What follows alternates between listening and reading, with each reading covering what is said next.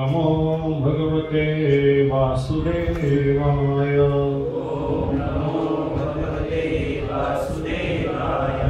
नारायणं नमस्कृत्यं नरं चैव नरोत्तमं देवीं सरस्वतीं व्यासं ततो जयामुदीरये। नष्टप्रायेषु भद्रेषु नित्यं भागवत सेवया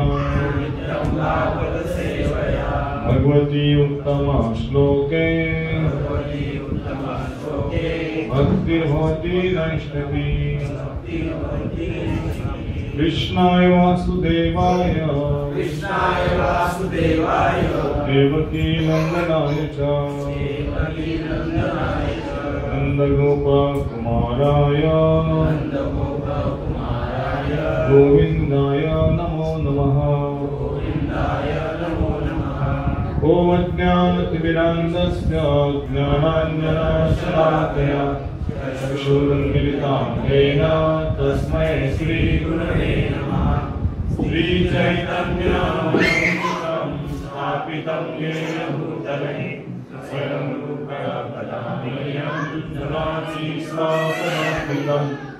वन्देऽहं श्रीगुरो श्रीयुतं सद्गुरुं श्रीगुरुं वैष्णवांश्च श्रीरूपं साग्रजातं सहगणरघुनाथान्वितं तं सजीवं साद्वैतं सावधूतं परिजनसहितं कृष्णचैतन्यदेवं श्रीराधा कृष्णकलान् सहगणललिता श्रीविशाखान्वितं च।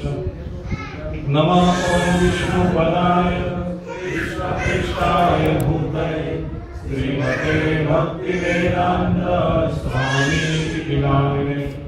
नमस्ते सरस्वती देवे गौरवाणी प्रचारिणे निर्विशेषा शून्यवादी पाश्चात्यदेशतारिणे। वाञ्छाकल्पतरुभ्यश्च कृपा सिन्धुभ्येव च पतितानां पावनेभ्यो वैष्णवेभ्यो नमो नमः। नमो महावल्याय कृष्णप्रेमाय कृष्णाय कृष्णचैतन्य नाम्ने गौरविषे नमः। हे कृष्णा करुणा सिन्धो दीनबन्धो जगत्पते गोपेश गोपिका कान्त राधाकान्त नमोऽस्तुते।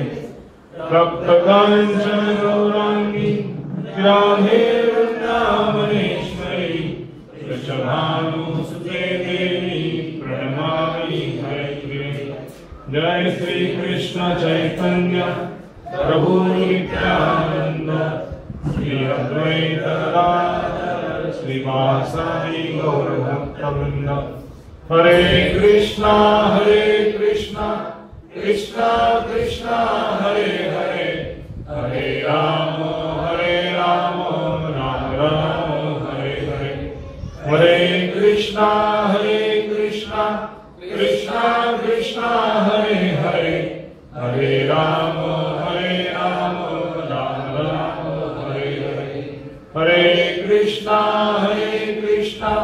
कृष्णा कृष्णा हरे हरे हरे राम राम राम हरे हरे। मूकं करोति वाचालं पङ्गुरुन्हायति गिरिं यत्कृपातमं वन्दे श्रीगुरुदिनतारिणं परमानन्दमाधवं श्रीचैतन्येश्वरम्। हरे कृष्ण। सर्वत्रांचं आजच्या साप्ताहिक सत्संगामध्ये हार्दिक स्वागत आहे।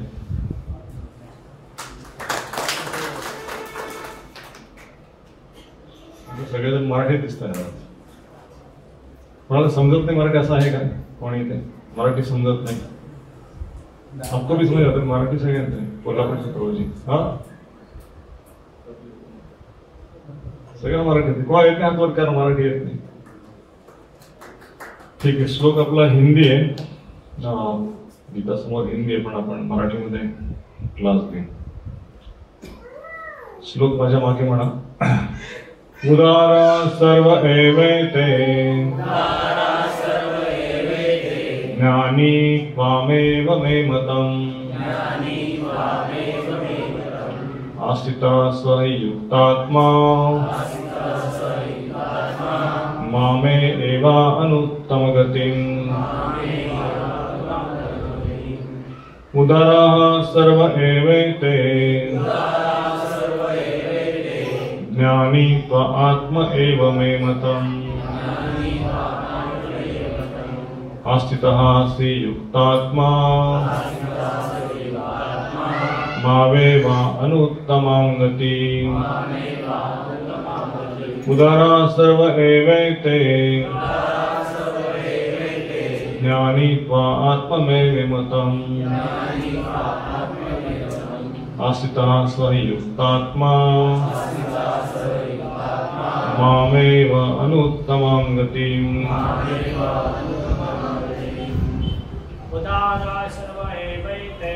उदारा सर्व एवैते ज्ञानी त्वात्मेव मे मतम् आस्थितः स युक्तात्मा मामेवानुत्तमां गतिम्.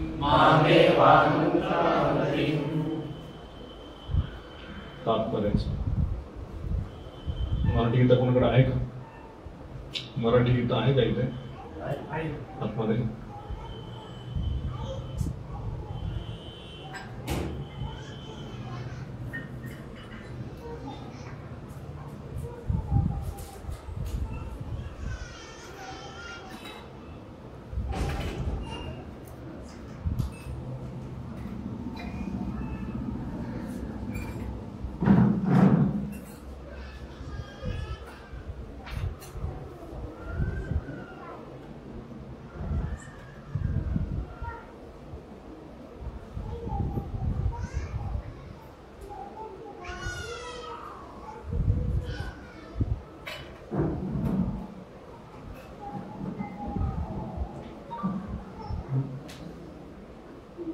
निसंशय हे सर्वत्र उदार आहे, परंतु जो माझ्या ज्ञानामध्ये स्थिर झाला आहे त्याला मी माझ्या स्वतःप्रमाणेच मानतो.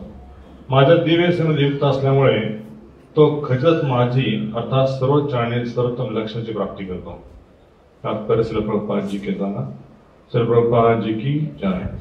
ज्या भक्तांना पूर्ण ज्ञान नाही ते भगवंतांना प्रिय नाहीत असे नाही. भगवंत म्हणतात की हे सर्वत्र उदार आहे, कारण कोणत्याही हेतूने माझ्याकडे येणाऱ्या मनुष्यास महात्माच म्हटले जाते. भगभक्तीच्या विनिमयात आपल्याला काही लाभ प्राप्त व्हावा अशी इच्छा असणाऱ्या भक्ताचाही भगवंत स्वीकार करतात, कारण त्या दोघांमध्ये स्नेहाचे आदान-प्रदान होते. स्नेहामुळे ते भगवंतांकडे भौतिक लाभाची याचना करतात आणि त्यांना लाभ प्राप्त झाल्यानंतर ते इतके तृप्त होतात की ते भक्तीमध्ये उन्नत होतात. मात्र पूर्ण ज्ञानाने युक्त असणारा भक्त भगवंताला अत्यंत प्रिय असतो, कारण प्रेम आणि भक्तिभावाने भगवंताची सेवा करणे हेच केवळ त्याचा उद्देश असतो. असा भक्त भगवंताच्या निकट सानिध्य वाचून किंवा भगवंताची सेवा केल्या वाचून क्षणभर राहू शकत नाही. तसे भगवंतांनाही आपला भक्त अत्यंत प्रिय असतो आणि म्हणून भगवंतांना आपल्या भक्तांपासून वेगळे राहत नाही. श्रीमद भागवतात भगवंत म्हणतात, साधवो हृदयमयम साधुना हृदयं त्वाम अहम मद अन्यतेन जानन्ति नाहं तेभ्यो मनागती. भक्त सदैव माझ्या हृदयात आहेत आणि मी सदैव त्यांच्यातच आहे. भक्त माझ्या व्यतिरिक्त इतर काहीही जाणत नाहीत आणि मी सुद्धा भक्ताला विसरू शकत नाही.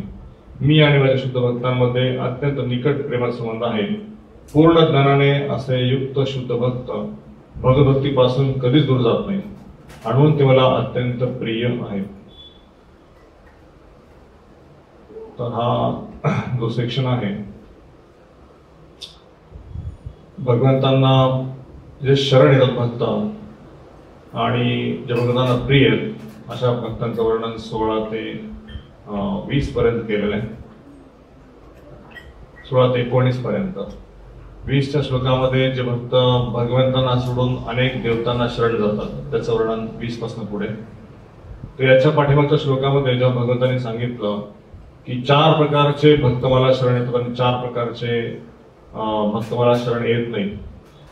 चतुर्विधा भजन्ते माम ये जना सुकृता जना अर्थ अर्थार्थी ज्ञान जिज्ञासु ज्ञानीच भरदार्शम. आणि त्यानंतर भगवान म्हणाले की तेषां ज्ञानी नित्ययुक्ता एक भक्ती विशते उदारा सर्व एवेते सच मम प्रिय. यापैकी या चारपैकी जो ज्ञानी आहे तो मला प्रिय आहे. मग अर्जुनाच्या मनामध्ये शंका आली की तिघांचं काय, अर्थ अर्थार्थी किंवा जिज्ञासू हे प्रिय नाही आहेत का.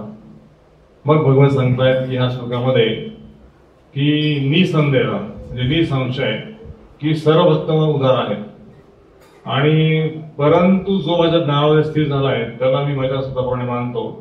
माझ्या दिव्य संयुक्त झाल्यामुळे तो खचितच माझी अर्थात सर्वोच्च आणि सर्वोत्तम लक्ष प्राप्ती करतो. तहसीला प्रभुपादांनी तात्पर्यामध्ये फार सुंदर म्हटलंय की ज्या भक्तांना पूर्ण ज्ञान नाही, पूर्ण ज्ञान झालेलं नाही, अजून साधक अवस्थेमध्ये आहेत, पण ते पण भगवंतांना प्रिय नाहीत असे नाही. ते पण भगवंतांना प्रिय आहेत कारण ते देवतांना शरण गेले नाही कुठल्या गोष्टीसाठी. अर्थार्थी ज्ञान जिज्ञासू हे जे आहेत ज्ञानी सोडून ते भगवंतांकडे आलेले आहेत ना, दुसऱ्या देवतेकडे गेले नाहीत, म्हणून ते भगवंतांना प्रिय आहेत. भागवताच्या पहिल्या स्कंदामध्ये शुकदेवजी महाराज सांगतायत अकाम सर्व काम मोक्ष कामुदारली तीव्रेण भक्ती योगेन यजंत ही पुरुषांबरा. की तुमची काही इच्छा असो इच्छा नसो, अकाम किंवा निष्काम काही इच्छा नाहीये, सर्व काम काहीतरी इच्छा मला धरून आलाय, मोक्ष काम मोक्षाची इच्छा आहे, तर सगळ्यांनी परमपुरुष भगवंतांना शरण गेलं पाहिजे. तीव्रेण भक्ती योगेन की असं नाही की शरण आला म्हणजे लगेच काही प्राप्त होईल, पण तरी पण तुम्हाला तीव्र भक्ती केल्यानंतर तुमच्या भौतिक इच्छाची तृप्ती होईल आणि त्यानंतर तुम्हाला असं वाटतं की हे सगळं प्राप्त झालंय पण हे नको आहे. भगवंतांना उगीच मागितलंय सगळं, पण भगवंत कसे आपल्या पित्याप्रमाणे ते घात करणार नाही. तुम्हाला पाहिजे होतं दिलं, पण आता ह्याच्या पुढचं घ्या. जे तुम्हाला माहिती नाही की मी ह्याच्या पुढचं काय देणार आहे, त्याच्या पुढचं मी तुम्हाला माझी भक्ती माझं प्रेम देणार आहे. असं नाही की भगवंताच्या भक्तांकडे ऐश्वर्य नसू नये किंवा ऐश्वर्य नाहीये, त्यांच्याकडे ऐश्वर्य असतं, पण ऐश्वर्याची लालसा नसती की आणखी पाहिजे आणखी पाहिजे. भगवंताला ते मागत दारी मिळालं त्यानंतर 4 एकरचं 10 एकरचं 20 एकर किंवा आणखी मोठमोठे घर असे त्याची लालसा नसती. आणि म्हणून भगवंत जेव्हा ध्रुव महाराजांनी लालसाच्या उद्देशाने त्यांची तपस्या आले होते, पण लगेच दिलं नाही ध्रुव महाराजांना. ध्रुव महाराजांनी आपल्या इंद्रियावरती विजय मिळवला, मनावरती विजय मिळवला आणि आपल्या इच्छांवरती पण विजय मिळवला. हळूहळू हळू ते इतके निरासक्त झाले, त्यांनी आपल्या शरीरावरती मनावरती नियंत्रण प्राप्त करून समाधी अवस्थेत पोहोचले. आणि जेव्हा ते समाधी अवस्थेत पोहोचले त्यावेळेस भगवंतांना समजले की आता हा शुद्ध झालेला आहे आणि त्यामुळे ह्याला जे काही दिलं तो हा नको म्हणणार आहे. कारण ट्रान्स अवस्थेमध्ये समाधी अवस्थेमध्ये दिव्य आनंद प्राप्त होतो. ब्रह्मभूत प्रस्थानात्मा न शोच कांक्षती सम सर्वेषु बुद्धेषु मदभक्ती लभते परम. पण हे ज्ञानी लोकांसाठी जे ब्रह्मज्ञानी आहेत त्या लोकांसाठी हा श्लोक भगवान सांगतायत. पण ध्रुव महाराज ज्ञानी नव्हते, ध्रुव महाराज अर्थार्थी होते, त्यांना अर्थाची प्राप्ती होती. म्हणजे त्यांना त्यांच्या पिताजींपेक्षा मोठा राज्य पाहिजे होतं, ब्रह्मदेवांपेक्षा मोठं राज्य. अर्थार्थीमध्ये तुलना होती. पण जेव्हा ते शुद्ध झाले आणि भगवंताचं दर्शन दिलं त्याच ते म्हणाले की भगवंता मला हे काही नको, तुमचं सानिध्य प्राप्त झालेलं आहे आणि हे काच तुकड्यासमानचं ऐश्वर्य मी रिजेक्ट करतो, मला हे नको आहे, मला तुम्हीच पाहिजे.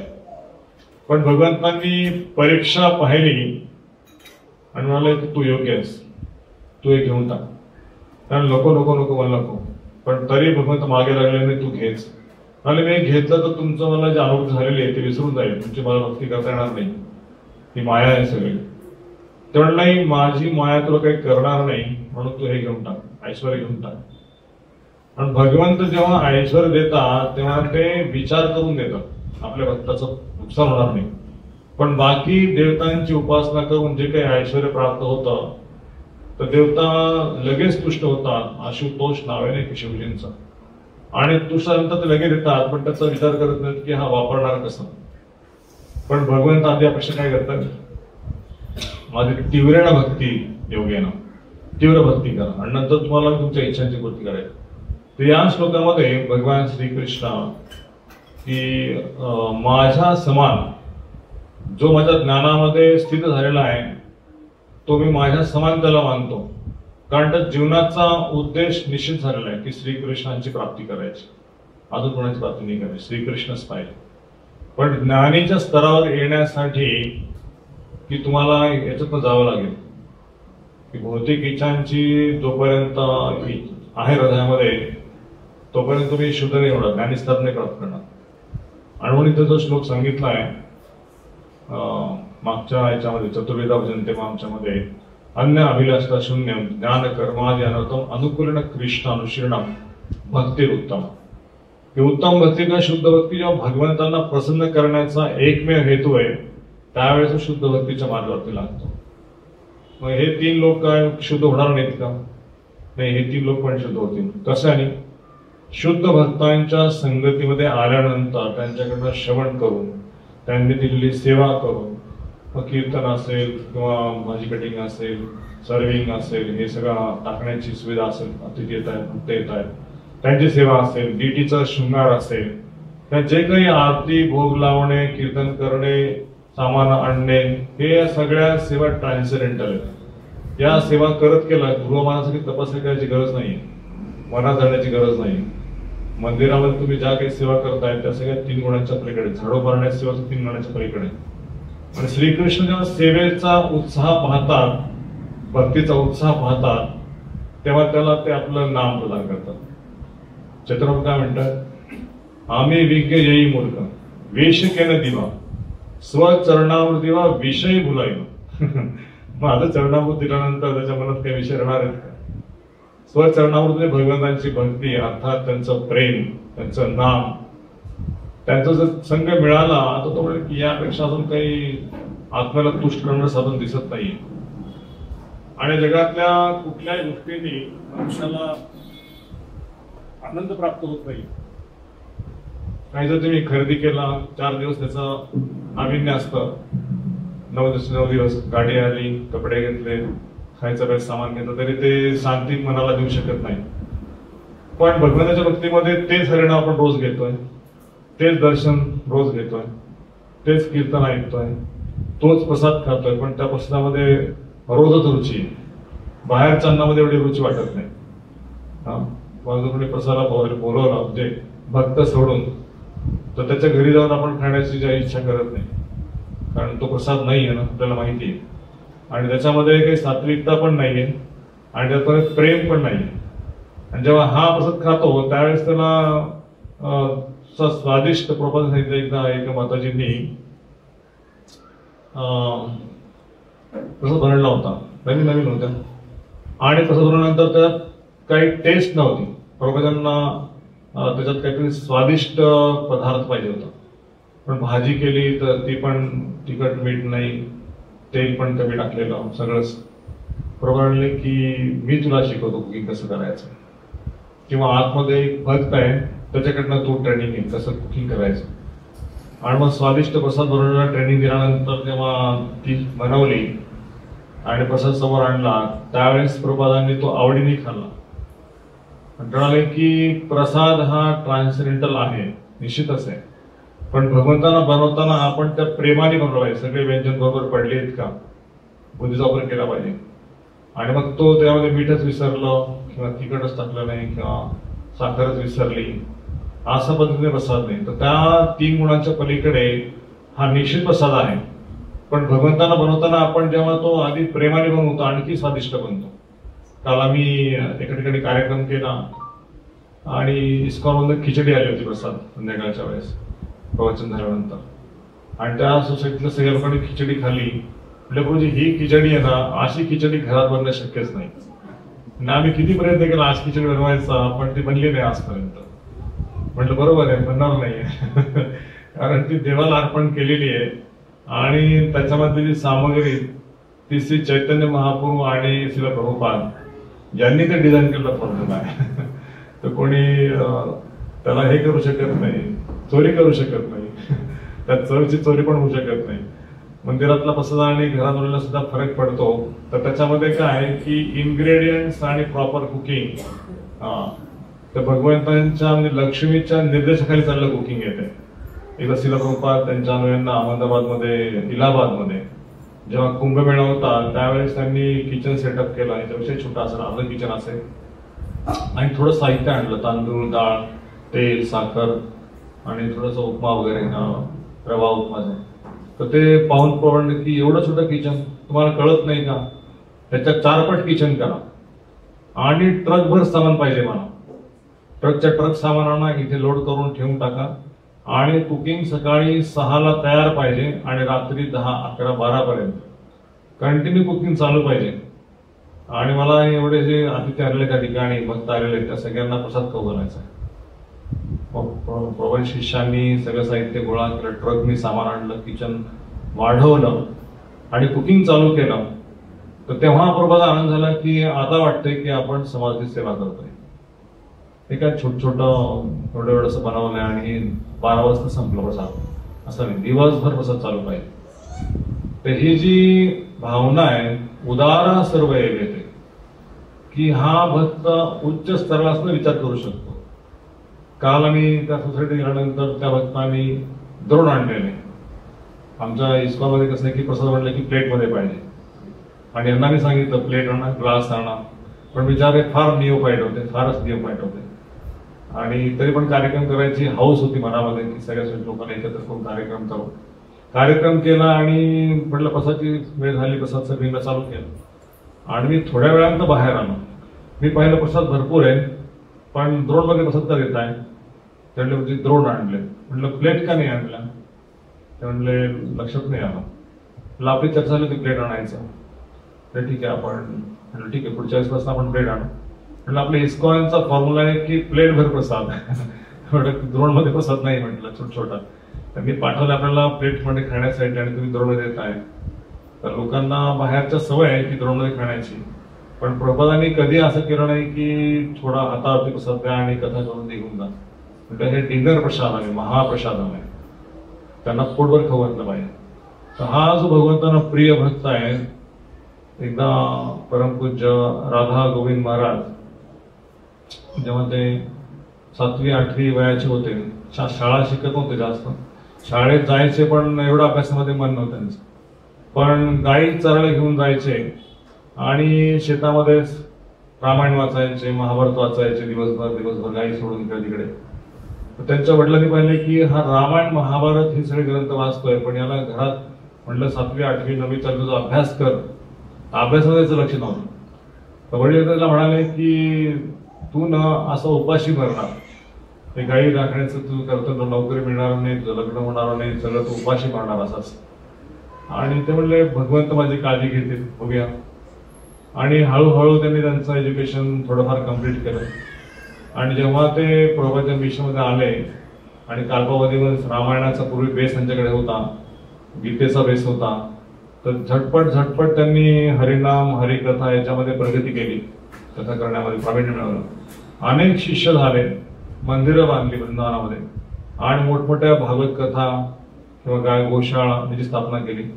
आणि जेव्हा ते म्हणाले एका प्रवचनामध्ये, माझे वडील म्हटलं होते की तुला खायची मारामार होईल, म्हणले कि आज भगवान ने मुझे नहीं लेकिन गैयों को और सारे भक्तों को इतना व्यस्त किया कि मुझे तो मतलब भूखा रहने का तो ये नहीं कि मेरे साथ जो जुड़े लोग उनको भूखा रहने का प्रश्न नहीं आता, वो कभी भूखे नहीं रहेंगे। इतना ही तक नहीं कि गैया भी बहुत सारा अनाज खा रही है। तर हे भगवंत जेव्हा काळजी घेत आहे त्यावेळेस त्या भक्तांना चिंता नसते। तर श्रील प्रभुपाद असो किंवा परमपूज्य राधा गोविंद महाराज असो, परमपूज्य राधानाथ स्वामी महाराज असो, तर ते म्हणाले की आपल्या आश्रममध्ये जेवढे भक्त राहतात ब्रह्मचारी, सुरुवातीला खिचडी बनवायचे, त्यात थोडेसे इन्ग्रेडियंट टाकायचे, तो काळ वेगळा होता।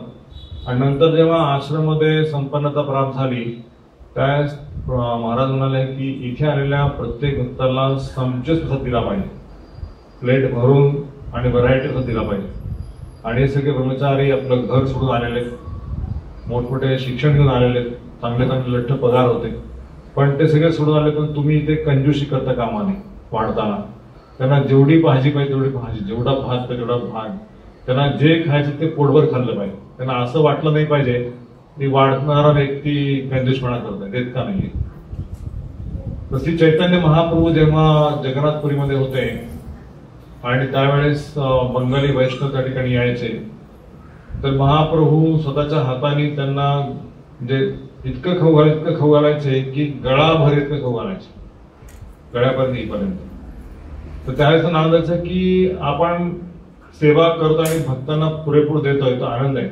ते वैष्णव जर आनंदी असले तर भगवंत खुश होते, हा त्यांचा भाव होता. आणि तोच भाव श्रील प्रभुपादांनी, तोच भाव परमपूज्य राधानाथ महाराजांनी केला आपल्या गोपीनाथ आश्रमामध्ये. आणि त्या कारणास्तव गुरु महाराजांना भक्तांनी इतका हे दिला, सपोर्ट दिला किंवा त्यांच्या सेवेला झुकून दिलं, शरणागत झाले की अनेक ठिकाणी प्रचार करून त्यांनी अनेक भक्त समुदाय जमवला.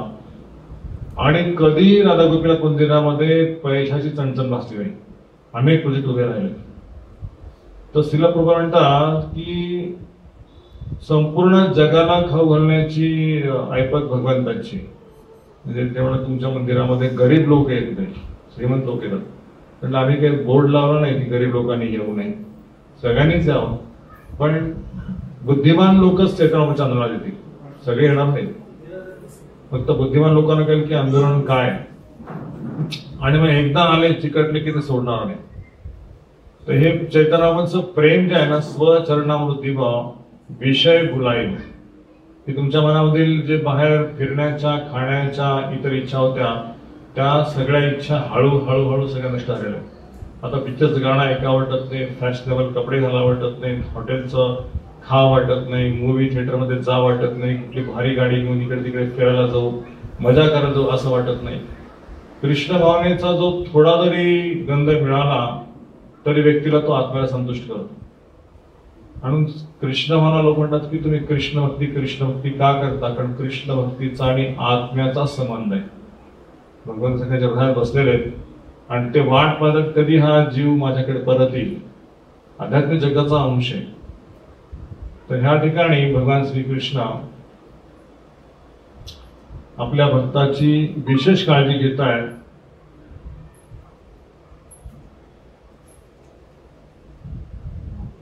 आणि ते म्हणतात की साधो हृदयमयम साधुना हृदयंतम अहम मद अन्नतेन जानंती नाहम तेभ्यो मनागती. की ते माझ्यापासून दुसरं काही इच्छाच करत नाही, जे काही प्राप्त करायचं ते माझ्यासाठी प्राप्त करायचं. कोणीतरी म्हटलं होतं की कोणी एवढं घर मोठं घेतलंय ना, हा हॉल आहे ना, तो हॉल भगवंतांच्या कार्यासाठी, इथं मोठं कीर्तन व्हायला पाहिजे, इथं भक्त इथं बसले पाहिजे. जे आधीच दृष्टिकोन ठेवूनच ते घर बांधलं. ते भगवंताचे भक्त यावेत म्हणून एवढा मोठा हॉल आहे, फर्निचर नाही केलं मध्ये जास्त. हा जो उद्देश आहे की कीर्तन कथेसाठी माझं घर आहे, माझ्या भक्तांसाठी, मग भगवंत का देणार नाही, मोठा बंगला देणार नाही देतील. तर उद्देश जर क्लिअर असेल तर भगवंतांना प्रेम होऊ आपण. तर इथे प्रभुपाद म्हणतात की शुद्ध भक्त भगवंतांपासून कधीच दूर राहत नाही, एक क्षण सुद्धा दूर राहत नाही. त्याच्यामुळे ते अत्यंत प्रिय. दुसरं काही जरी प्राप्त झालं तर ते म्हणतात की भगवंताला सोडून काय असेल तर ते नको, जन्मोजन्मी प्रभू से. आणि म्हणून ह्या ठिकाणी याच्यानंतर श्लोकामध्ये 19 श्लोकामध्ये भगवान सांगतायत बहुनाम जन्म जन्मांते ज्ञानवान प्रपदंते वासुदेव समिती स महात्मा सुदुर्लभ. अनेक जन्मानंतर जेव्हा हा मला शरण येतो आणि वाघ श्रीकृष्ण सर्व कारणांची कारण आहेत, तर असा महात्मा अत्यंत दुर्लभ आहे, तो मला प्राप्त करण्याची इच्छेने येतोय. या जन्मात जरी त्यांनी पूर्णता प्राप्त केली नाही तरी पुढच्या जन्मात निश्चित आहे की तो माझ्याकडेच येणार. असं नाही की पुढच्या जन्मात त्याला दुसऱ्या देवतेची उपासना करायला लावतील, नाही. आता जे मुलं आहेत भक्तांच्या घरी जन्माला आलेले, तर मागच्या जन्मातली भक्ती केल्यामुळे त्यांना स्वाभाविकच कीर्तनाची कथेची रुची आहे, प्रसाद सगळंच आवडतं. तर हे सगळं जन्मोजन्मी प्रभू से जे मागितलंय त्याच्यामुळे ते त्यांना प्राप्त झालेले. आणि असा जन्म हा योगी कुटुंबात जन्म घेतल्यापेक्षा दुर्लभ आहे, भक्तांच्या घरी जन्म. या ठिकाणी श्वेत उपनिषदाच्या श्लोकामध्ये भगवंतांचं गुणगान केलेलं आहे. सहस्रशीर्षा पुरुषा सहस्राक्ष सहस्रपाद स भूमि विश्वतो वृत्वात् तिष्ठ तदशांगुलम पुरुषम एवेदं सर्वं यद्भूतं यच्च भव्यं उताम अमृतत्वशेषानो यत् अन्नेति न रोहति. भगवान विष्णूंना सहस्त्र मस्तक आहे, सहस्त्र भाऊ आहेत, सहस्त्र पाय आहेत, सहस्त्र नेत्र आहेत आणि त्यांनी आपल्या संपूर्ण विश्व व्यापून टाकले आणि अखिल विश्व त्यांच्यामध्ये आहे. ते भूत आणि भविष्य आहेत, ते अमरत्वाचे स्वामी आहेत, अन्याने पुष्पणारे सर्व काही आहेत. तर भगवंतांना प्राप्त करण्याची इच्छा मनामध्ये जेव्हा दृढ होईल त्यावेळेस वास्तविक शरणागती ची सुरुवात होईल. पण जोपर्यंत ती इच्छा आतमध्ये नाहीये, ती इच्छा कशी निर्माण होईल हा सुद्धा एक प्रश्न आहे. भगवंतांना प्राप्त करण्याची इच्छा तळमळ कशी निर्माण होईल, तर ती इच्छा सुद्धा ज्या भक्तांच्या हृदयामध्ये प्रेरणा भगवान देत आहेत त्यांना प्राप्त करण्याची तळमळ लागलेली, त्या भक्तांची सेवा, तर त्यांच्याकडनं श्रवण कीर्तन, त्यांचं सानिध्य प्राप्त करून सुद्धा आपल्याला तळमळ लागू शकते. प्रभुदाने एकदा विचारलं की कोणती सेवा केल्यामुळे भगवत प्राप्ती होईल? कुकिंग केल्यामुळे, कीर्तन केल्यामुळे, ड्रेसिंग केल्यामुळे किंवा हरिनाम संकेत रस्त्यावरती केल्यामुळे? तर म्हणले हे कशानेच नाही. कीर्तन केल्यामुळे भक्ती होणार नाही, कुकिंग केल्यामुळे होणार नाही, ड्रेसिंग केल्यामुळे होणार नाही, प्रवचन ऐकल्यामुळे, प्रवचन दिल्यामुळे होणार नाही. सगळ्याचं सूत्र एकच आहे. ते म्हणाले की मनुष्यामध्ये तळमळ लागेल.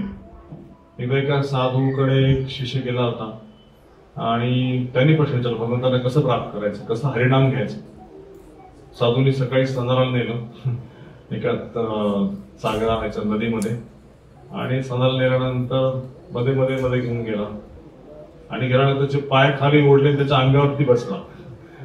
बिचारा तळमळतोय, खाली मला बाहेर यायचं, ओरडा लागला आणि थोड्या वर काढायचं, पुन्हा खाली डुबवायचं. आता तो म्हणाला महाराज तुम्ही काय करताय माझ्यावरती? हा म्हणे जशी तुला तळमळ लागली होती ना बाहेर येण्याची, मला वाचा महाराज तुम्ही काय करताय, हे तितकी तळमळ लागली पाहिजे भगवंताच्या प्राप्तीची. इतका ध्यास लागला पाहिजे की मला भगवंताच्या जगातनं बाहेर काढा, मला यायचंच नाही. तर त्या तळमळीने जेव्हा आपण भगवंताचं नाव घेऊ त्यावेळेस हा स्तर येईल की तेषा ज्ञानी नित्ययुक्त एक भक्ती विशिष्यते. त्याच तर भक्तीच्या काही प्राप्त करण्याची इच्छा होणार नाही. आता आपण सगळेजण साधना स्तरावरती आहोत. गुरु आणि शास्त्रांच्या उपदेशानुसार केली जाणारी सेवा किंवा हरिनाम, पुस्तक वाचन, सकाळची मंगलारती, भोग बनवणे, भोग लावणे, आरती करणे, ही सगळी गुरुनी सांगितलेली सेवा. आता ते सांगितली म्हणून करतोय आपण, पण त्याच्यामध्ये जेव्हा आपण स्वाभाविकपणे ती सेवा करायला लागू, त्यात आवड निर्माण होईल. आधी आपल्याला आवड नव्हती, ड्रेसिंग करायची, भोग बनवायची, आरती करायची, नामजप पण करायचा आहे.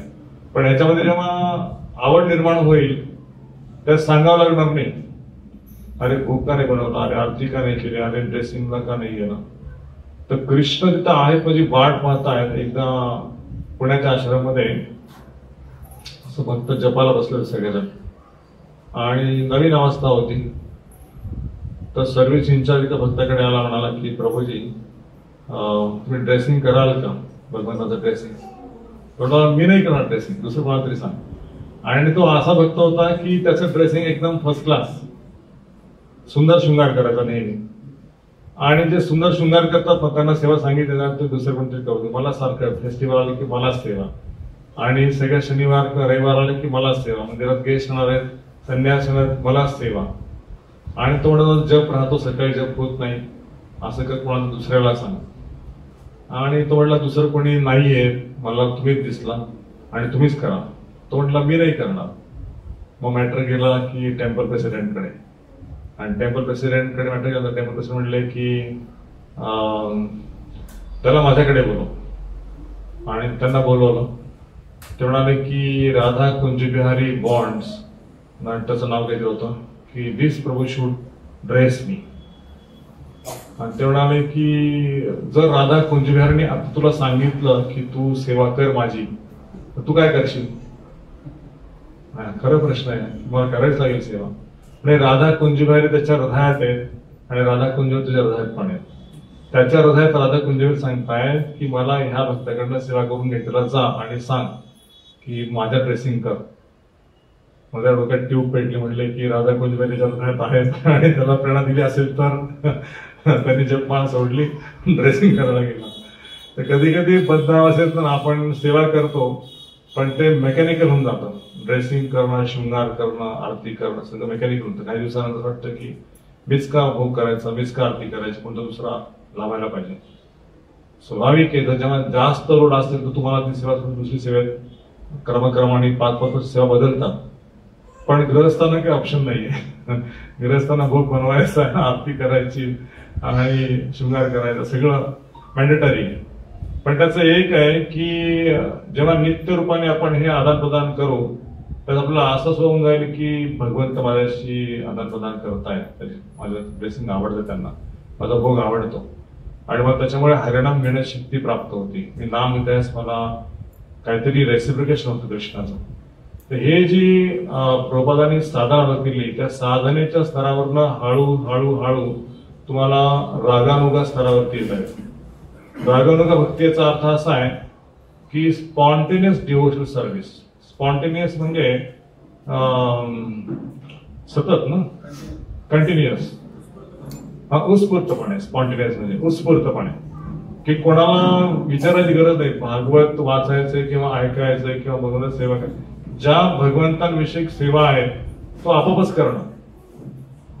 पुस्तक करण्याचा महिना आला की पुस्तकं मिळणार. तर आपल्याकडे पाहता तुम्ही की पाडाव प्रभू, मिलिंद वाघमारे प्रभू, भिस्त प्रभू किंवा अनेक असे भक्त आहेत माताजीस की डिसेंबर महिना आला की काय दरवर्षी पुस्तक करायचं, यावर सुट्टी घेऊन टाकतो.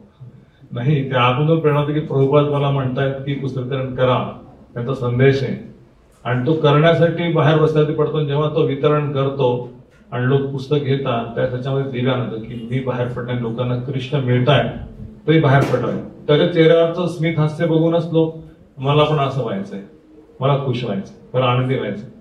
तर ही जी भक्ती आहे ती भक्ती भक्तांच्या माध्यमातून मिळते आणि त्याची प्रगती पण भक्तांच्या माध्यमातूनच होती, भक्तांच्या आदेशाचं पालन करून. आणि म्हणून त्याच्या जीवनाचं लक्ष होतं की भगवंतांपासून दुसरं काहीच नाही, सगळ्याच ठिकाणी भगवंत. कुठल्याच प्रकारे भगवंत आहेत. योमापाशित सर्वत्र च मयि पश्यति तस्याहं न प्रणश्यामि सचमेन प्रणश्यति. की जो मला सर्वत्र पाहतो आणि माझ्यामध्ये सगळ्यांना पाहतो तो मला काही दुरावत नाही आणि मी त्याला काही दुरावत नाही. तो माझ्यामध्ये आहे, मी त्याच्यामध्ये आहे. याचा अर्थ काय, आपण भगवंतांना मंदिरात पाहतो थोड्या वेळापुरतं, पण भगवंतांना बाहेर पण पाहण्याची कला पाहिजे. कशी? भगवंतांना कुठे कुठे पाहू शकतो आपण बाहेर गेल्यानंतर? निसर्गामध्ये तुम्ही सांगा. 9व्या अध्यायामध्ये भगवान श्रीकृष्ण भगवंतांच्या अनेक विभूती सांगतायत. तुम्ही मोठा पर्वत पाहिला की तुम्हाला गोवर्धनची आठवण झाली पाहिजे, गिरिराज कसा असेल. एखादा जलाशय पाहिला, मोठा समुद्र, की भगवान सांगतायत की मी माझं रूप समुद्रामध्ये पण आहे. त्याच्यामधला मासा जो आहे तो मी आहे, मोठा शार्क मासा किंवा अनंत शेष किंवा नाग म्हणतात तर तो मीच आहे. पाण्याचं टेस्ट जे आहे ते मी आहे. पृथ्वीचा सुगंध मी आहे. अग्नीची उष्णता किंवा सूर्याची उष्णता मी आहे. जो वायू वाहतोय तो माझ्यामुळेच आहे. आपण जे जे अनुभव जगात येतो, जिभेचा अनुभव, रस येतो त्या पदार्थामध्ये, तो रस मी आहे. रसो अभ्यासी कोणत्या प्रभास शिवरे. पुरुषामध्ये जे सामर्थ्य आहे ते सामर्थ्य मी आहे. तर इंद्रियांमध्ये मन मी आहे. इंद्रिया आणि मनश्चास मी. अजून काय? विस्मृती माझ्याकडे नाही, स्मृती माझ्याकडे नाही. सर्वच्या अगदी सन्निविष्ट मत्ता स्मृती ज्ञान आपोवण्याची. वासुकी अनंत शेष सापामध्ये मी आहे. आपण 7व्या अध्यायात सुरुवात केली होती तर 7व्या अध्यायाच्या पहिल्या काही श्लोकामध्ये भगवान श्रीकृष्णाच्या विभूती सांगतायत. काय विभूती आहेत? तर ते म्हणतात की पुण्य गंधो पृथ्वींच्या तेजसच्या विभावसो जीवन सर्वभूतेषु तपश्चामी तपस्वेषु.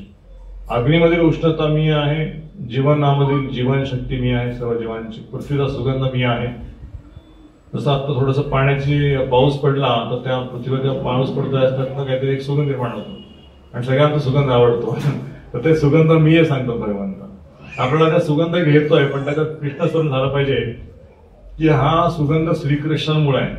थँक्यू श्रीकृष्ण, तुझ्या येण्यामुळे, पावसाच्या सरेमुळे तो सुगंध येतो, तो खूप आल्हाददायक आहे, मला पसंत करतो. थँक्यू कृष्ण. तर जे काही निसर्गात तुम्ही पाहताय, फुलं आहेत, एखादा पक्षी आहे, त्याचे कलर्स आहेत, त्या पक्षामध्ये पोपट आहे, त्याचा आवाज आहे गोड गोड, कोकिळा आहे, त्याचं गाणं आहे, तर ते सगळे बघतात की माझ्या विभूती आहे. तर कीर्ती, स्त्रियांमधील कीर्ती म्हटलं ना, प्रसिद्धी, कीर्ती आणि सौंदर्य पण मीच आहे म्हटलं की भगवंतांची विभूती. आपण असं म्हणलं की माझ्यामध्ये जे काही शक्ती, बुद्धी आणि स्किल्स आहेत ते सगळं श्रीकृष्णामुळे आहे. आकाशातील शब्द आणि मनुष्यामधील सामर्थ्य मी आहे. मीच चंद्र आणि सूर्याचा प्रकाश आहे. पाण्यामधील रस मी आहे. वेदामधील ओंकार मी आहे.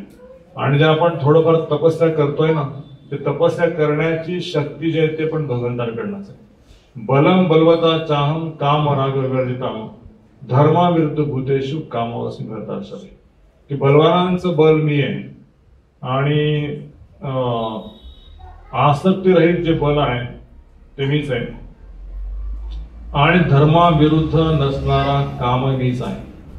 जगातील कामाला कोणी हरू शकत नाही, पण भगवान की कामाला काय हरवतं, काम मीच आहे ना. पण तो धर्माविरुद्ध नसेल तर, धर्माच्या विरुद्ध जो काम नाही तो भगवान आहे, त्यामुळे कामाला आपण त्याग करू शकत नाही. नारदांना एकदा आगमन झालं होतं की मी कामावरती विजय प्राप्त केलेला आहे ना, आणि भगवंतांनी जेव्हा ते एका राजाकडे गेले, त्यांच्या भगवान श्रीकृष्ण त्यांच्या मुलीचं रूप घेऊन आले आणि त्यांना मोहित केलं. नारदा म्हटलं की मला यांच्याशी लग्न करायचं. तर राजाला म्हटलं की तुमच्या मुलीशी पण लग्न करायचं. नारद मुनी आहेत, तपस्वी आहेत, पण त्यांना पण भगवंतांनी ते रूप घेऊन मोहित केलं. शंकरांना पण त्यांनी मोहित केलं. तेव्हा शंकरांना वाटलं की मी तरी आता विजय प्राप्त केलेला आहे. मोहिनी अवतार घेतला आणि त्यांनी त्या शंकराला पण हरवून टाकलं, मन मोहित केलं. त्यामुळे ह्या जगातील जे आकर्षण आहे ते सुद्धा श्रीकृष्ण आहे. 10व्या अध्यायामध्ये भगवान श्रीकृष्ण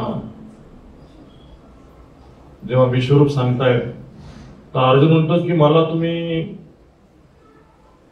आणखी तुमच्या विभूती सांगा. तर भगवान श्रीकृष्ण विभूत सांगतायत, ते म्हणतात की बुद्धी, ज्ञान, संशय, क्षमा, सत्य, इंद्रिय संयमन, मनोनिग्रह, सुख आणि दुःख, जन्म मृत्यू, भय, निर्भयत्व, अहिंसा, समत्व, संतुष्टी, तपस्या, दान, यश, अपयश इत्यादी सर्व जीवांचे गुण माझ्या धर्मातून झालेले.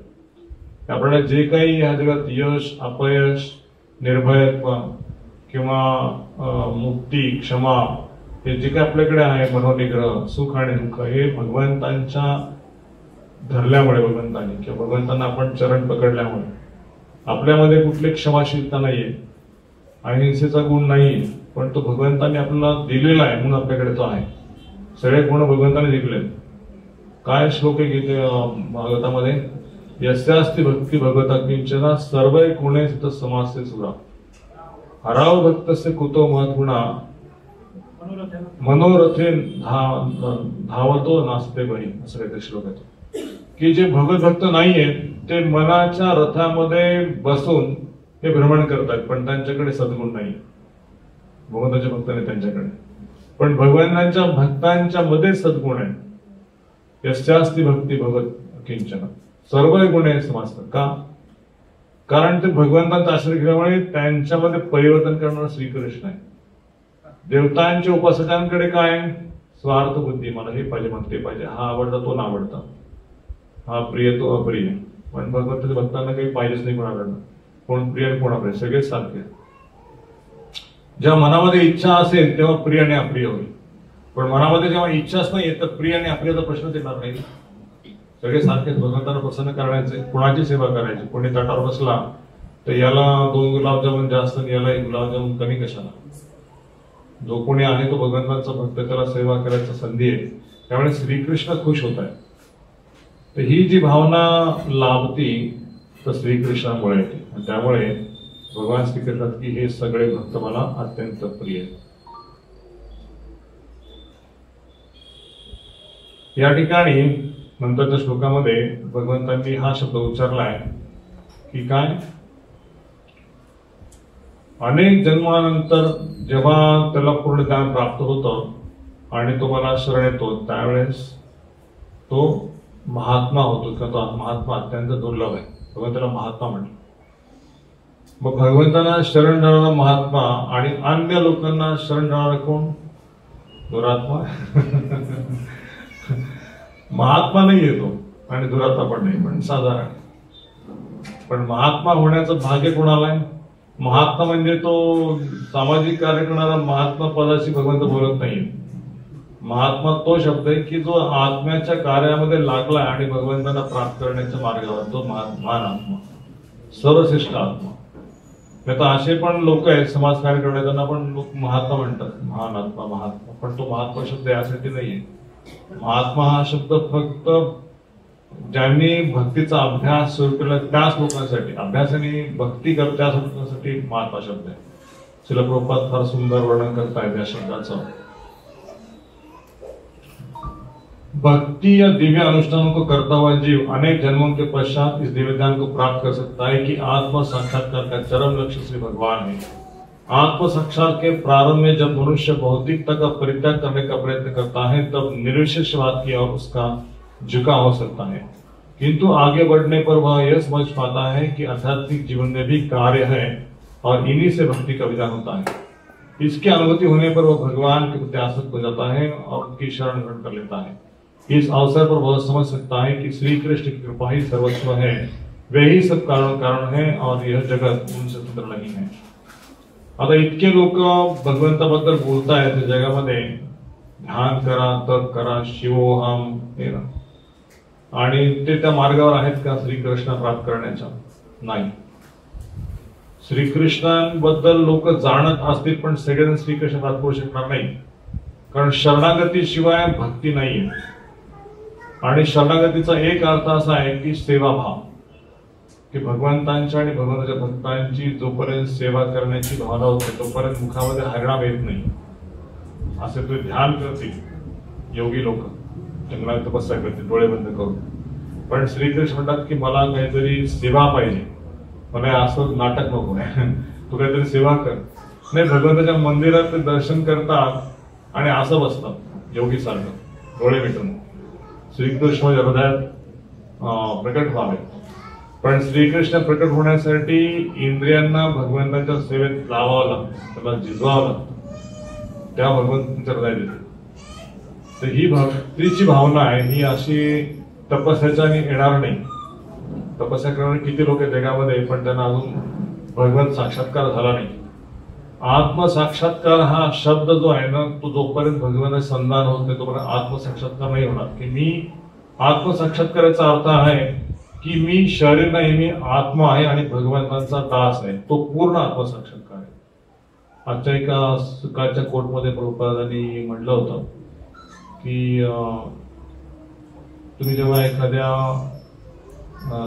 ट्रेनकडे पाहता त्यावेळेस ट्रेन तुम्हाला सुरुवात की पूर्ण कोहरा आहे, धुका आहे, आणि धुक्यानंतर तुम्हाला ट्रेनचा काही भाग दिसतोय, इंजिन दिसतंय बघ थोडंफार.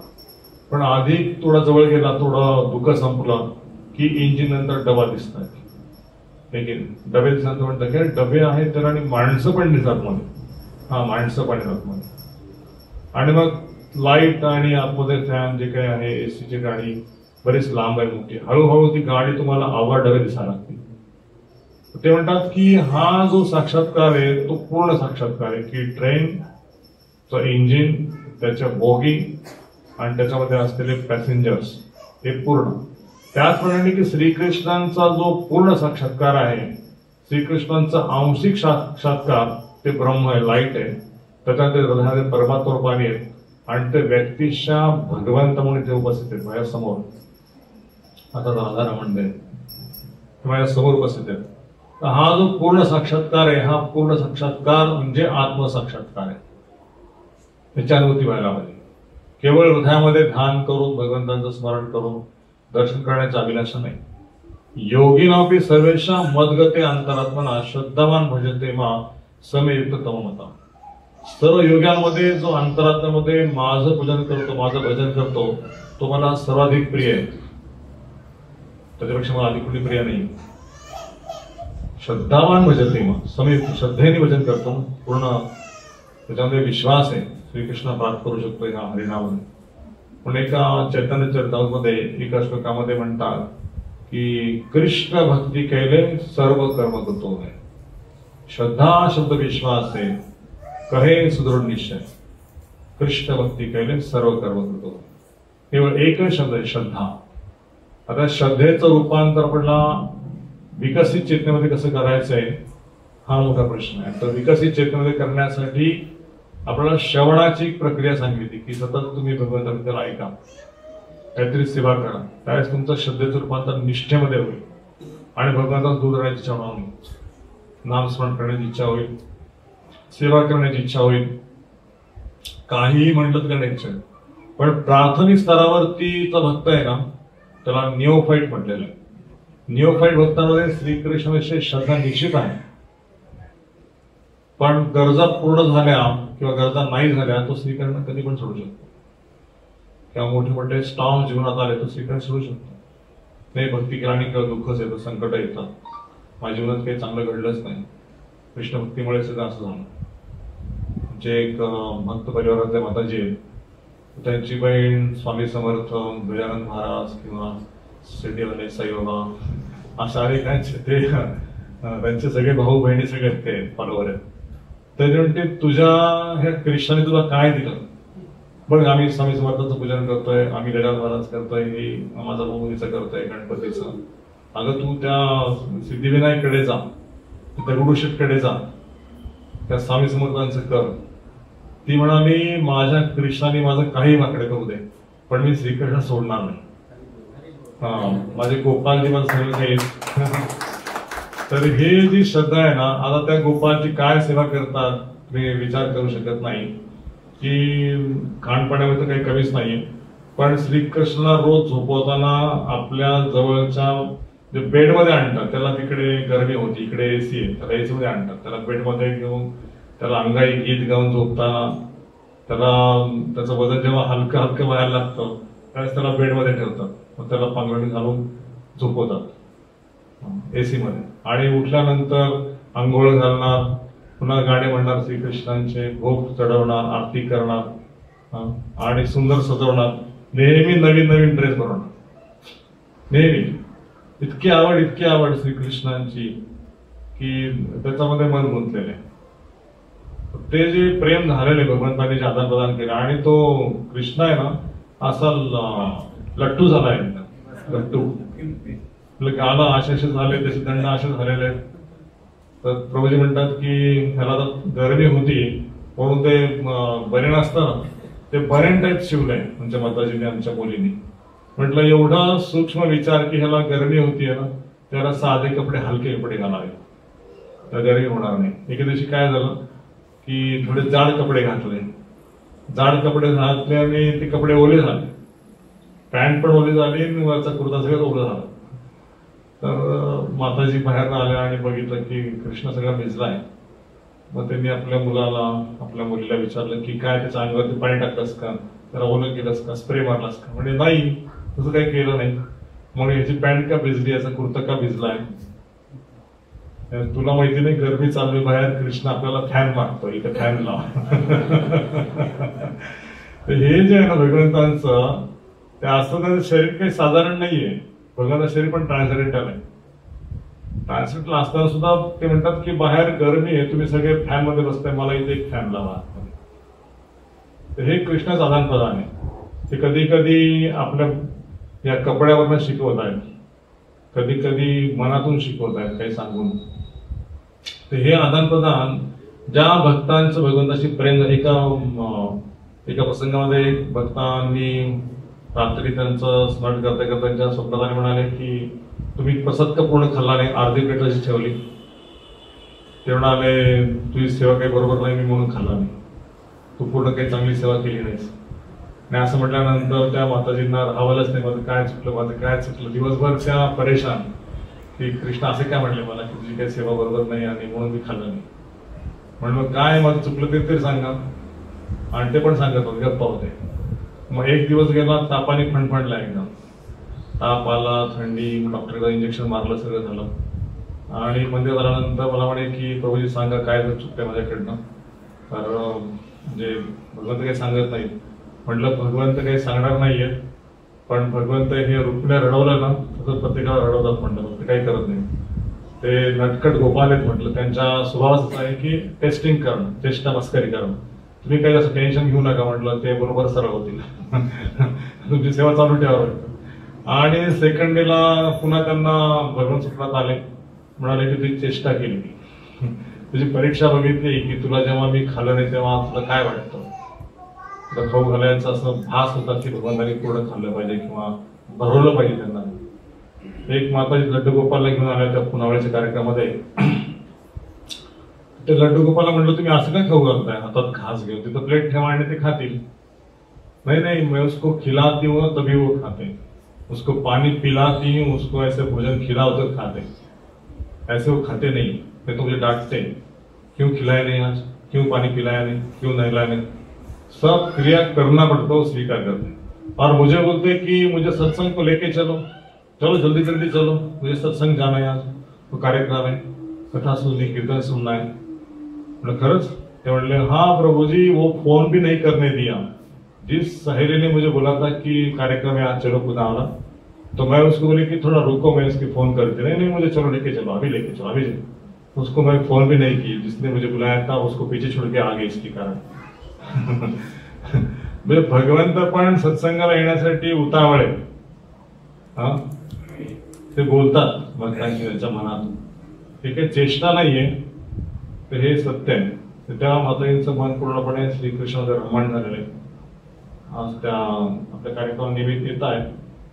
तर म्हटलं कोणाकोणाला भगवंत म्हणजे अगोदरच आदान करतात. नॅचरल प्रेम असेल मागच्या जन्माचं तर अगोदरच प्रेम करतायत. ते दाखवतायत की कोणीतरी इथे एक बंगाली माताजी आल्या होत्या, परवेशी राधिका माताजी त्यांना जाणतात.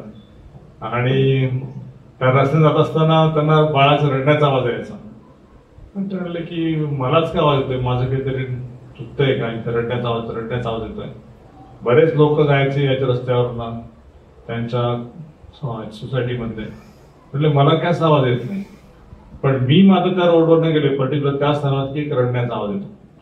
माताजी थोड्या थांबल्या आणि आतमध्ये गेल्या. आतमध्ये गेल्यानंतर शोधतायत की रडण्याचा आवाज काही आहे का, आणि पाहिलं तर गोपालजींची मूर्ती. आणि गोपालजींची मूर्ती पाहिल्यानंतर रडण्याचा आवाज त्यांना घेतल्यानंतर थांबला आवाज.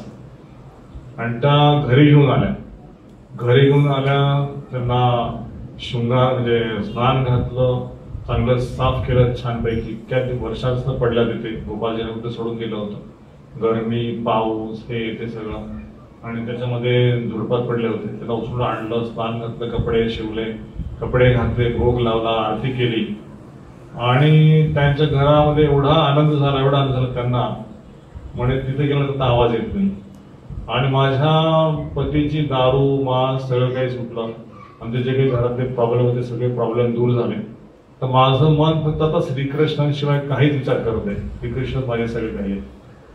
असं एक एक्झाम्पल नाहीये, पण बरेच भक्त संपर्क असल्यामुळे त्यांचा साक्षात्कार सांगतात की ज्या श्रीकृष्णांची प्राप्ती होती, भगवंत स्वतःहून आपल्याकडे येतात, त्या दुसरं काही प्राप्त करण्याची इच्छा होत नाही जगात. श्रीकृष्ण माझे सर्व काही आश्रय आहे. तर हा भास म्हणजे आपली प्रगती आहे की दुसरं काही नको आहे जगातलं, पण श्रीकृष्णाशी प्रेमाचा संबंध स्थापित झाला आणि श्रीकृष्णाचं प्रेम मिळालं तर सर्व काही मिळाले. म्हणून तिला म्हणतात की आपण सगळेजण भगवंतांच्या शोधात आहोत, पण आपल्याला माहित नाही.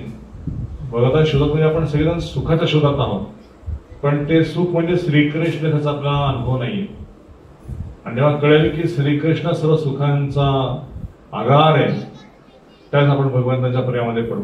आणि त्या प्रेमामध्ये पडल्यानंतर आपल्याला दुसरं काही मागायची इच्छा होणार नाही. शेवटच्या ह्याच्यामध्ये लाईन मध्ये प्रवास म्हणताय कि इस देह में बोलने, देखने, सुनने तथा सोचने की आदि शक्तियां हैं, किंतु यदि वे भगवान से संबंधित न हो तो सभी व्यर्थ है. वासुदेव सर्वव्यापी है, प्रत्येक वस्तु वासुदेव है. आता भक्त पूर्ण ज्ञान निरंकार शरण ग्रहण कर सकता है. मग हे सगळं सांगितल्यानंतर अर्जुनाच्या मतामध्ये प्रश्न असेल की पण हे लोक इतर देवतांची उपासना करतात, त्यांचं काय? आम्ही तुम्हाला शरण आलो तर तुम्ही म्हणतात हे महात्मा, पण हे लोक काय? कारण हे देवतांची उपासना करणार आहेत ना, तर ते काम इच्छांच्या द्वारे त्यांना शरण गेलेले, त्यांची पूजा करताय. कामैस्तैस्ते ज्ञाना प्रपद्यन्ते अन्य देवता तम तम नियमास्तै प्रकृती नियंता स्वयं. की त्यांची बुद्धी भौतिक इच्छांच्या द्वारा हरली गेली आहे, ते देवतांना शरण जातात आणि आपल्या आपल्या स्वभावानुसार ते विशिष्ट विधिविधानांचं पालन करतात. आणि जे भौतिक कल्मशापासून मुक्त आहेत तेच फक्त भगवंताला शरण जातात, अन्यथा त्यांना देवतांकडे जावंच लागतं. जर तुम्हाला भौतिक इच्छा नाहीये त्यास भगवंताचं पूजन कराल, पण आहेत म्हणून तुम्ही देवतांचा आश्रय घेताय, हे द्या ते द्या, लिस्टच असते बरी मोठी, कधी पूर्ण होतच नाही. एका आरतीमध्ये भगवंतांची आरती आहे, ओम जय जगदीश हरे स्वामी जय जगदीश हरे भक्त जनों के संकट दास जनों के संकट क्षण में दूर करे ओम जय जगदीश हरे. आणि पुढे काय म्हणतात पुढच्या लाईन मध्ये, भौतिक संपत्ती सुख सुविधा सगळं मला तू दे, पण मी तुला अर्पण करणार नाही, काही तुम्हाला देत राहा. सुख संपत्ती घरावे कष्ट मिटे तन काम जय जगदीश हरे. तर ते त्यासाठी जगदीशाकडे येतात, पण जगदीशाला आनंद देण्यासाठी येत नाही. हे सगळं काय भौतिक इच्छांच्या द्वारे. आपल्याला जेव्हा इच्छा हळूहळू हळूहळू कमी होते, एकदम होणार नाही, पण इच्छा कमी होणं म्हणजे इच्छा सोडून देणं नाहीये की मला दगडाप्रमाणे राहायचंय. दगडासारखं मनुष्य राहू शकत, त्याला भावना आहे, त्याला इच्छा आहे, पण त्या इच्छा कृष्ण भावनाभावित झाल्या पाहिजे, भागवत भावनाभावित झाल्या पाहिजे. भगवंताला जे आवडते करायचं, नोकरी करते काही चुकीचं नाही, पैसा कमावला चुकीचं नाही, पण तो पैसा मायासाठी कमवायचा आहे. कामायच ते ज्ञान. जे इच्छा आहेत ना त्या इच्छा माझ्यासाठी असतील, पैसा कमावणं, गाडी घेणं, घर घेणं, जमीन घेणं, प्लॉट घेणं, केवळ पाहिजे पाहिजे पाहिजे पाहिजे, तर त्यावेळेस ते अशांतीचं जीवन प्राप्त करतं, सुखाचं जीवन नाही. ते प्राप्त झाल्यानंतर पण सुख मिळत नाही, कारण टॅक्सवाले येतात ना, इन्कम टॅक्सवाले, आणि अचानक धाड पडली तर सगळंच ते गवाळे होऊन जातात, त्याचं हिस्ट्री काढतात सगळं. यासाठी आपल्याला भगवंतांच्या भक्तीकडे आलं तर कितपत आवश्यक आहे तेवढंच कमवतो. एक भक्त होते म्हणले की 3 BHK 4 BHK घेतला, पण साफसफाई करायला एवढा वेळ जातो ना की ते कंटाळा येतो, हे घर एवढं साफून करायचं. आम्हाला लागतं 2 रूम, पण ते 4 रूम 5 रूम आणि वरंडा आणि गॅलरी आणि वरचं खालचं कधी साफ करणं होतच नाही. दिल्यानंतर भगवंतांनी असं वाटतं की कशाला दिला, आता साफ करणं होत नाही. भगवंत घे, तुझी इच्छा होती घे, पाहिजे. नंतर कळतं की आता कसं मेंटेन करायचं त्याला, तो एक त्रास आहे. तर मनुष्याचं मन आहे ना कशामध्ये संतुष्ट होत नाही भक्तीशिवाय. दिल्ली का लड्डू खाय तो पछताय, न खाय तो पछताय, असं म्हटलेलं आहे.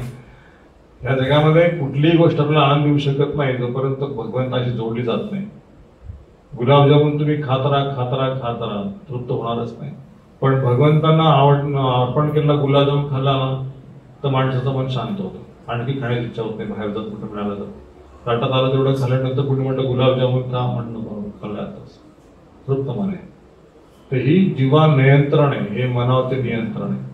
जोपर्यंत नियंत्रण आपण प्राप्त करू शकत नाही तो पण सुखी होऊ शकत नाही.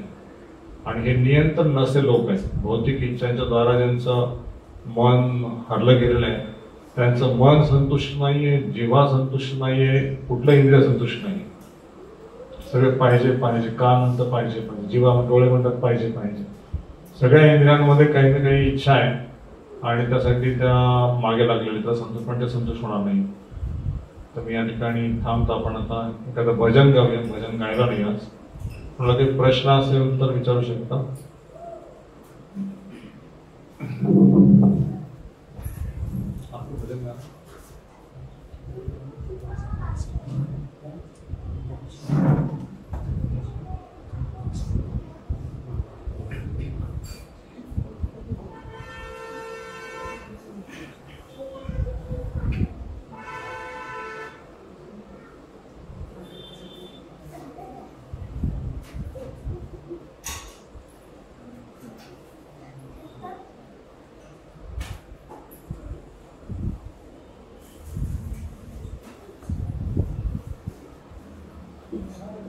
30 तारखेला अक्षय तृतीया बुधवारी. तर अक्षय तृतीया याचे भरपूर काही सिग्निफिकन्स आहे, महत्व अक्षय तृतीयाचं. या दिवशी असं म्हटलेलं आहे की भगवान श्रीकृष्ण जे परशुरामांच्या अवतारात आले होते, परशुरामांचा आविर्भाव आहे. आणि त्याचबरोबर जगन्नाथ रथाची जी सुरुवात आहे त्या अक्षय तृतीयेला बनवतात. रथ बनवून दरवर्षी नवीन रथ असतो. तो मोठाच्या मोठा 3 रथ जे असतात, सुभद्रा, बलदेव आणि जगन्नाथजींचा, त्या रथाची सुरुवात होती. याच दिवशी जी स्वर्गलोकातली गंगा आहे तर ती या ठिकाणी अवतीर्ण झालेली. अर्थात ती वरच्या लोकात झालेली, 3 लोकांमध्ये पवित्र करते. तर अनेक राजांनी तपस्या केल्यानंतर ह्या गंगेला कोणी धारण केलं? शिवजीने धारण केलं ना आपल्या जटामध्ये, गंगाधराय. तर त्या शिवजीने धारण केल्यानंतर गंगा ह्या याच्यात आली, नाही तर कोणी त्याला पकडू शकत नव्हतं. तर शिवजींच्यामुळे या ठिकाणी गंगा प्रकट झाली. तर गंगेचा पण सिग्निफिकन्स आहे अक्षय तृतीयेला. भगवान श्रीकृष्ण द्वारकेत होते त्यावेळेस सुदामा आपल्या गावातून चालत चालत कृष्णाकडे पोहोचला द्वारकेला. तो दिवस आजचा होता. श्रीकृष्ण सुदामाचं मिलन झालं अक्षय तृतीयेला. आणि अक्षय असं त्याला ऐश्वर्य प्रकट झालं की भगवंताचं दर्शन झालं, भगवंताची सेवा करण्याची इच्छा केली. पण भगवंतांनीच सुदामाची सेवा केली. परत गेला तर त्याला त्याची पत्नी, मुलं, बाळ, घर हे सगळं महालामध्ये रूपांतर झालं होतं. रुक्मिणी म्हणली होती की तुम्ही याचे कशाला पोहे खाल्ले, मला याची दासी बनवा लागेल. भगवान तुला कोण आहे माहिती का? हा माझा मित्र आहे, हा ब्राह्मण आहे, हा भक्त आहे, हा मला संतुष्ट करायला. आणि म्हणून रुक्मिणी तिच्या घरात जाऊन दासी बनली, लक्ष्मी अर्थात. तर कुबेराला पण याच दिवशी स्वर्गलोकाचा खजिनदार म्हणून बनवत आलं. कुबेर कुबेराच्या 2 पुत्रांची कथा माहिती आपल्याला, नल, कुबेर आणि मणिग्र. आणि भगवान तिरुपती बालाजी चरकोमध्ये जेव्हा इथे येतात तिरुमलाला, त्यावेळेस ते कुबेराकडनं सगळं कर्ज घेतात त्यांच्या लग्नाला. आणि ते परत फेडण्यासाठी म्हणतात की मला आता पृथ्वी लोकावरती यावं लागेल. आणि तिरुमला या ठिकाणी राहून ते तपस्या करतात. आणि सगळे म्हणतात की जे कोणी माझे भक्त आहेत मला दान करा, ते कुबेराचं मला लोन फेडायचंय. तर हे लक्ष्मीपती आहेत पण ते कुबेराकडनं लोन घेत आहेत. ट्रान्सलेटर लिहिलाय भगवंतांची. इकडे तिरुपतीमध्ये लोन घेत आहेत आणि खर्च कुठे करतायत? द्वारकेमध्ये खर्च करतायत. द्वारकाधीश ऐश्वर्य. आणि लीला कुठे करतायत? वर्णन लीला करतायत. झोपतात कुठे? श्रीरंगनाथ स्वामी श्रीरंगमला झोपतात. आणि प्रसाद कुठे खातात? जगन्नाथला प्रसाद खातात. तर भगवंतांच्या सगळ्यांना तपस्या कुठे करतात? तपस्या बद्रीनाथ तपस्या करतात. सगळ्या 10 मध्ये काहीतरी त्यांचं विशेषत्व आहे की त्या ठिकाणी ते सगळा व्यापार करतायत. जे काय आपण मनुष्य लोकांमध्ये करतो त्या सगळ्या क्रिया भगवान श्रीकृष्ण आपल्या अनेक धामध्ये करतात. लीला पण करतात, खेळतात, गायी चारतात आणि तपस्या पण करतायत, धन पण गोळा करतायत लोकांकडनं. तर हे सगळं भगवान ते एक मनुष्य मध्ये आलंय पण ते मनुष्य नाहीये. तर सिंहाचलम मध्ये नरसिंह भगवंतांचं एक मंदिर आहे. तर त्या दिवशीच फक्त अक्षय तृतीयेच्या दर्शनात नरसिंह भगवंताचं पूर्ण दर्शन होतं. ते मंदिर चंदन लगा, त्यांना त्या दिवशी पूर्ण चंदन लावतात. उग्र नरसिंह आहेत ना. आणि उन्हाळ्यामध्ये खूप गरमी होती भगवंतांना, त्यामुळे नरसिंह भगवंताच्या पूर्ण अंगाला जेव्हा चंदन लावतात त्याचा दाह कमी होतो आणि ते शांत होतात. तर सूर्यदेवाने पांडवांना अक्षय पात्र दान केलं होतं. जेव्हा द्रौपदी ते अक्षय पात्र घेतली ना आणि दुर्वास मुनीचे 60,000 शिष्य येतात, म्हणतात की मला भूक लागली ते खायला घाल. तर ते अक्षय पात्र सूर्यदेवाने दिलं होतं. त्याचं विशेषतः अशी होती त्या 2 कण जरी शिल्लक राहिले असतील तरी किती जरी त्यांच्याकडे अतिथी आले तर त्या अतिथीला संतुष्ट करणार ते अक्षय पात्र होतं. तर ते सूर्यदेवाने दिलं होतं. मोठी कथा आहे. तर महाभारताचं युद्ध 18 दिवस चाललं. तर आजच्या दिवशी म्हणजे अक्षय दिवशी ते युद्ध पूर्णत्वास गेलं, समापन झालं त्या युद्धाचं. आणि आजचा दिवस जो आहे सतयुग, त्रेतायुग, द्वापारयुग, कलियुग, तर 4 युगांचा आरंभाचा दिन असं म्हटलेलं आहे. महाभारताची सुरुवात रचना या दिवशी केली होती, अक्षय तृतीयाच्या दिवशी. आणि ब्रह्मणीचा एक पुत्राचं नाव काय? अक्षय कुमार. अक्षय कुमारचा जन्म पण आजच्या दिवशी. त्यानंतर अन्नपूर्णा देवी जी आहे ती सगळ्यांना संतुष्ट करते. ज्यांच्या घरात अन्नाचा तुटवडा नाही त्या ठिकाणी अन्नपूर्णा देवीचं प्राकट्य असं म्हणतात. त्या अन्नपूर्णा देवीचं प्राकट्य पण आजच्या दिवशीच आहे. आणि आदि शंकराचार्यांच्या द्वारे कनकधारा स्तोत्राची रचना केलेली. आदिशंकर ते स्तोत्र आपल्याला ऐकायचं आहे का? स्तोत्र फार सुंदर आहे. माझ्या डेस्कटॉपला आहे. मी ते कालच गायला होतो तुमच्या ठीक आहे. असं अक्षय तृतीया. आता आपण अक्षय तृतीयेला काही मागायचं नाहीये. त्या लोक सोनं खरेदी करतात की सोनं खरेदी केले की अक्षय संपत्ती वाढत जाईल. कोणाला दान देत नाहीत अक्षय तृतीयेला. दान दिलं की कमी कमी होत जाईल म्हणून दान द्यायचं आहे. पण भगवंतांना दान दिलं तरी कमी होत नाही ना. अक्षय तृतीयेला चांगलं कार्य करायचं म्हणतात. ब्राह्मणांना खाऊ घाला, दान द्या, भगवंताला गायीची सेवा करा. अक्षय तृतीयेला ते अक्षय पुण्य प्राप्त होत. जे काही आपण अक्षय तृतीयेला, मला वाटतं मी जेव्हा किचन इंचार्ज होतो त्या सगळ्यात जास्त अक्षय तृतीयेला भोजन यायचे, ब्राह्मण भोजन. 13 15 अक्षय तृतीयेला वैष्णव भोजन द्यायचे लोक. का तर वैष्णवांना अक्षय तृतीयेशी खाऊ घातलं तर कुठल्याही जन्मामध्ये तुम्ही उपाशी राहणार नाही. तुम्हाला अन्नात तुटवडा होणार नाही. भगवंताने खाऊ घातलं ना, भगवंताच्या मुखातनं. त्यामुळे अक्षय प्राप्त केले.